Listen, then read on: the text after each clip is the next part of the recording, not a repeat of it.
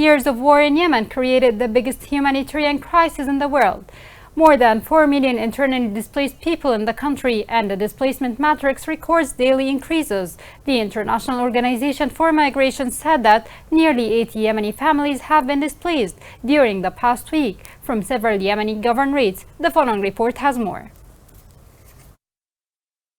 The war continues and the suffering of the displaced is exacerbated for the worse. In light of the reduction in cutting off relief aid, putting about 2 million displaced people at the mercy of hunger. The International Organization for Migration of the United Nations said that nearly 80 Yemeni families have been displaced during the past week from several Yemeni governorates.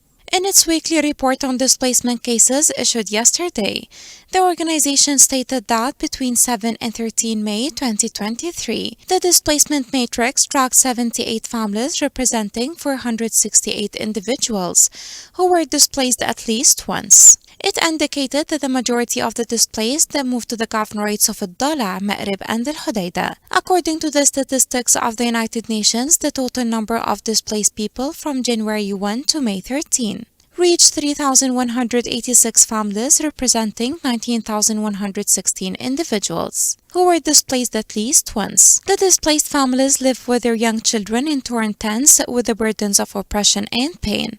Their only fault is that they shied away from the war until they found shelter in the open. A tragedy that sums up the magnitude of the catastrophe that the displaced people have reached out of their privation and poverty after the organizations that bore the responsibility of securing food and shelter have failed them and left them with no aid. The refugees from the war keep struggling.